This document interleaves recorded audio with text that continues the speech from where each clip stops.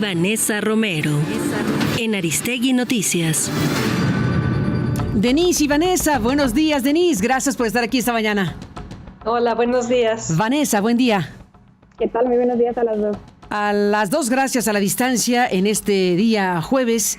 Bueno, hay muchos temas, pero obviamente les propongo que nos den su punto de vista de lo que está pasando en este momento con motivo de esta pretendida reforma constitucional que está en curso, que fue aprobada en Cámara de Diputados y que está pues ya en ruta hacia el Senado. ¿Qué decir del asunto, Vanessa? Te propongo arrancar con el tema. Con mucho gusto, Carmen, Denise. Conozco con mucha profundidad la reforma judicial como abogada, desde la propuesta inicial que mandó el presidente Andrés Manuel López Obrador el 5 de febrero al Congreso, las discusiones que existieron al respecto, los foros, el proyecto final que salió ayer de diputados, y tengo muchas objeciones a la misma. Por decirlas brevemente, que no tenemos evidencia de que funcionara mejor de lo que hoy tenemos, porque hay pocas referencias internacionales que nos permitan realizar un comparativo, que hay muchos aspectos técnicos que hoy todavía están en el aire y que deberán ser especificados en legislación secundaria. 3, y muy importante, algo sobre todo que no estaba en la propuesta original de Andrés Manuel López Obrador, los jueces sin rostro. Estos jueces previstos para casos de delincuencia organizada, que además son contradictorios a los principios de transparencia y rendición de cuentas que inspiran la reforma judicial y además violan el debido proceso, según el relator sobre independencia judicial de la ONU, que la reforma sería incompleta porque nos falta reformar fiscalías, defensorías de oficio, vaya, lo que ya todos hemos mencionado. Y también, por último, el diseño de la boleta. Esas son mis objeciones y no son menores a la reforma. Dicho eso, sí reconozco que el contrafactual, lo que hoy nos ofrecen los detractores de la reforma, no es mucho mejor de aquello que dicen suceder si se aprueba la reforma. Este Poder Judicial, el Poder Judicial que hoy tenemos, mantiene niveles de impunidad alarmantes, arriba del 90%. Sabemos de su nepotismo, sabemos que compran los jueces las claves para convertirse en jueces, sabemos que están cooptados por el poder económico, corporativo, por el crimen organizado. Ayer se publicaba en el Universal un estudio muy interesante, Quinto Elemento Lab, que nos da cuenta de ello. Este estudio muestra cómo en los últimos 24 años, el Consejo de la Judicatura Federal destituyó solo a 22 jueces y magistrados. Al resto les emitía alguna sanción administrativa, un regaño, lo llama el estudio, por alterar actuaciones judiciales, por contratar a sus familiares, por negar amparos a personas que dicen que están siendo torturadas. Nunca se iniciaron investigaciones por enriquecimiento ilícito, por abuso de autoridad, por hostigamiento sexual, aun cuando existían acusaciones. Los jueces son virreyes. Nuestros jueces claramente están molestos porque los que les quiere quitar esta reforma es un pequeño reino. Y no nos equivocamos, porque defender a este Poder Judicial no es defender la justicia. Defender a los ministros, a los trabajadores del Poder Judicial que ahora se están manifestando, no es defender la justicia, es defender al estado de las cosas que conocen y que les funcionan a ellos, y no a las víctimas. Eso es lo que está defendiendo hoy el Poder Judicial, eso están defendiendo hoy los inversionistas. También hay que decirlo, porque el primer argumento que yo señalo en contra de la reforma es que no tenemos argumentos, no tenemos evidencia para señalar que funcionará. También es cierto que no tenemos mucha evidencia para señalar que no funcionará. Los argumentos que hoy los detractores de la reforma utilizan para atacarla es que socavará la independencia judicial, como si eso hoy existiera. No hay evidencia, para la histeria, no hay evidencia para el pánico que nos ha querido vender la mayor parte de la oposición. Y por último, Carmen, Denise, quisiera señalar que hoy todos parecemos coincidir en que el Poder Judicial y nuestro sistema de justicia necesita una reforma, pero la verdad es que no hemos visto un intento de reforma sino desde que se implementó la reforma de 2021 de Saldívar y que echó atrás Norma Piña cuando llegó a la presidencia de la Corte.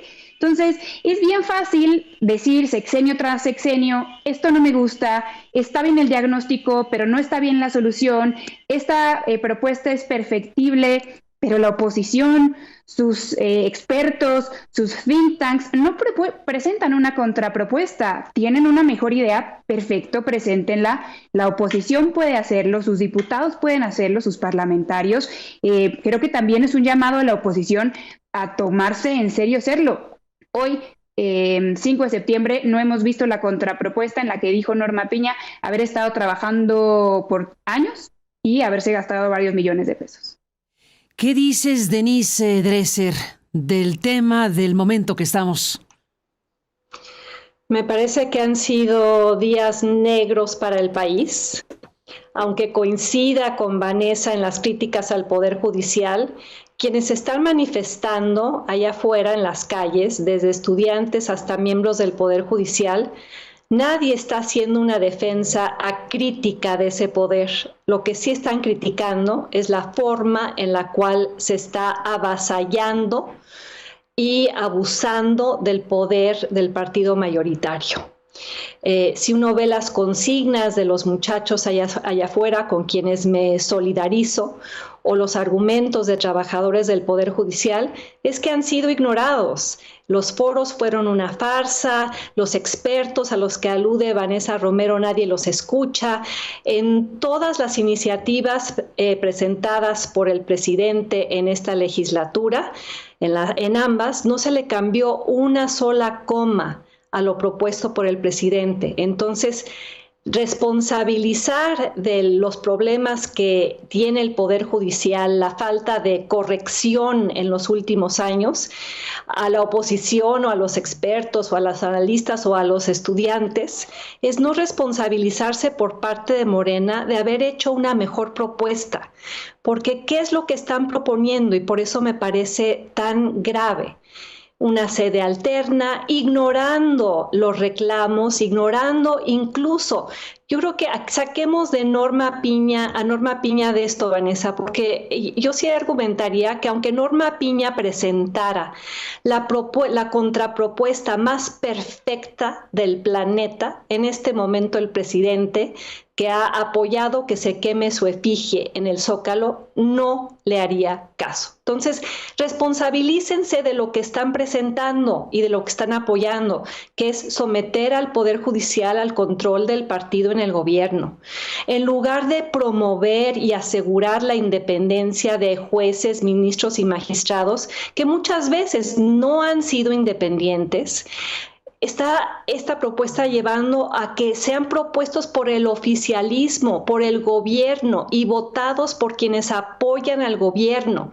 Abre aún más la puerta a la compra del Poder Judicial por parte de los poderes fácticos, de los oligarcas afiliados y protegidos por el gobierno de López Obrador, al narcotráfico, al crimen organizado, y los jueces que se opongan, que asuman posiciones contrarias al oficialismo, se les va a castigar vía un tribunal disciplinario que será como el de la Santa Inquisición. Va a dejar esta reforma también a la intemperie a ciudadanos que busquen ampararse, protegerse de abusos del gobierno. ¿A dónde van a ir a encontrar protección de abusos que comete el gobierno federal en su contra?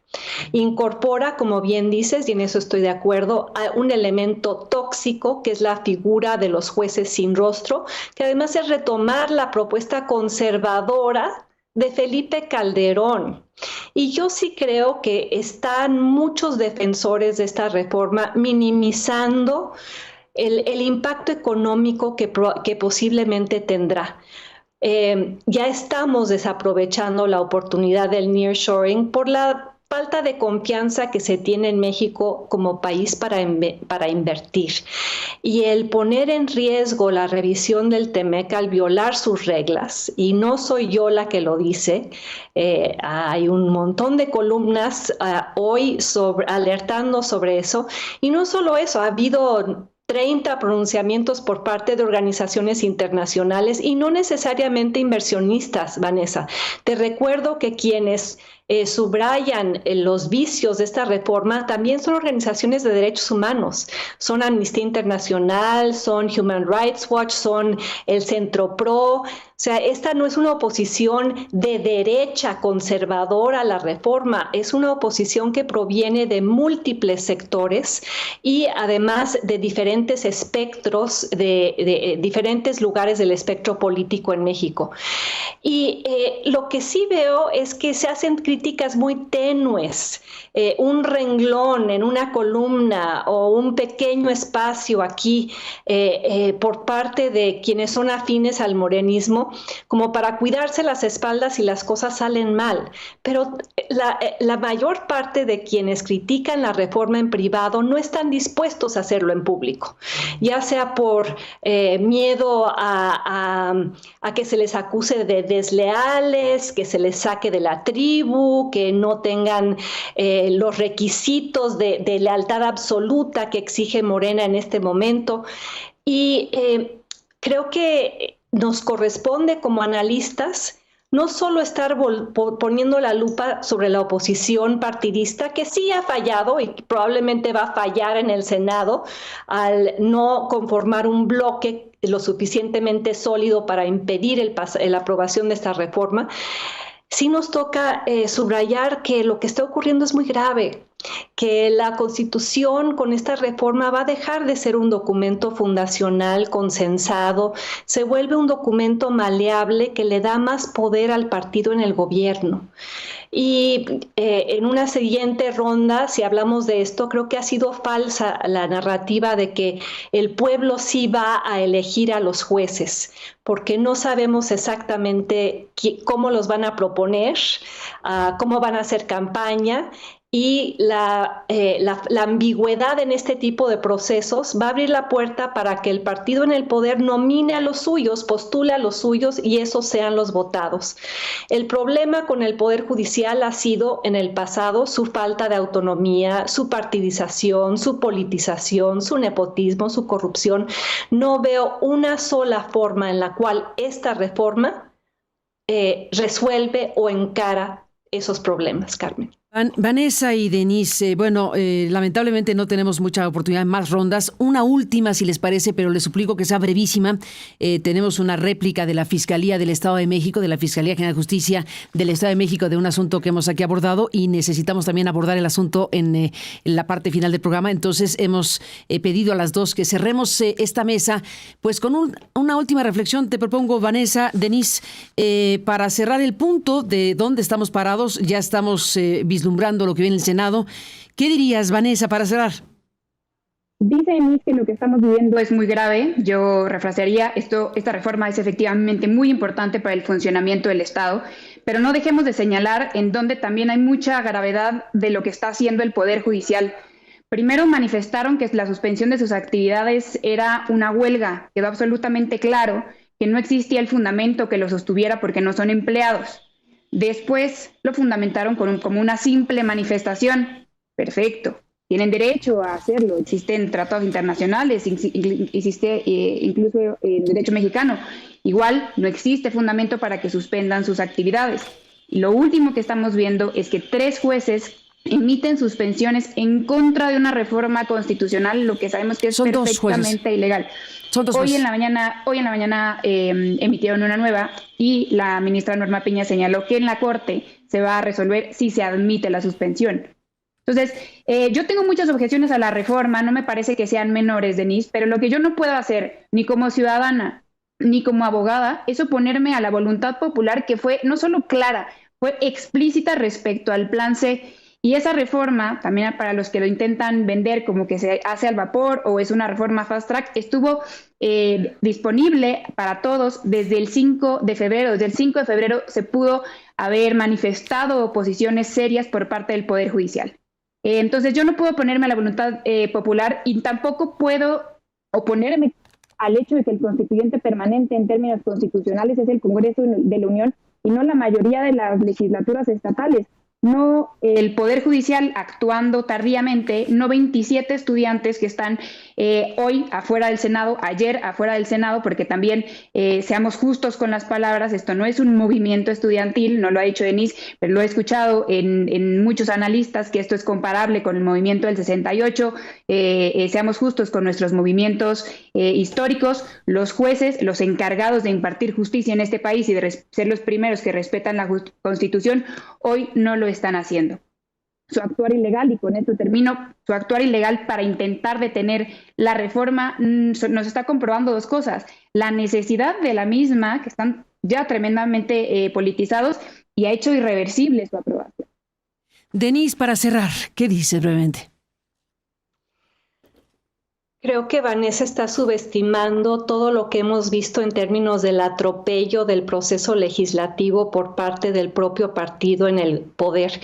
Yo no me opongo a la soberanía popular o a la voluntad del pueblo, sí me opongo a que sea mal interpretada por parte de un partido que dice encarnarla, cuando es solo un partido mayoritario y actúa como si fuera la representación de la voluntad popular por completo, cuando ganaron 54% del voto. Hay millones de mexicanos que no forman parte de esa mayoría electoral y que esperan ver sus derechos representados. Así como el morenismo se quejaba de la manera en la cual el PRIAN atropellaba derechos, usaba sedes alternas, violaba los procesos legislativos, hemos visto una repetición de esos peores vicios y la forma en la cual están actuando, donde colocan la mira críticamente sobre el Poder Judicial, que tiene sus defectos, pero no están volteando a ver la forma antidemocrática, arbitraria y autoritaria en la cual el morenismo se comporta, resucitando, insisto, los peores vicios de aquello que tanto criticaron. Y simplemente algo más. López Obrador se forjó en la lucha popular, en las calles, marchando desde Tabasco, con 27 personas, Vanessa. Y ahora en la mañanera usa ese espacio, que miente al decir que es de diálogo circular, porque ya no se le permite la entrada a periodistas que critican. Ahora desde ese espacio desacredita a cualquiera que se oponga o critique la reforma. A los estudiantes ya los estigmatizó, ya los descalificó. Antes él estaba parado del lado de quienes se iban a las huelgas, de quienes criticaban la omnipotencia del poder arbitrario. Es, creo que lamentable ver su metamorfosis en alguien que persigue a quienes antes estaba marchando a su lado. Vanessa, Denise, a las dos, gracias por estar aquí y si no tiene inconveniente seguiremos hablando. Buenos días a las dos. Gracias. Buenos días. Gracias, Vanessa Romero, Denise Dresser. Y bueno, aquí está estos análisis respecto a lo que está ocurriendo en México en estos precisos momentos. Denise Dresser y Vanessa Romero en Aristegui Noticias.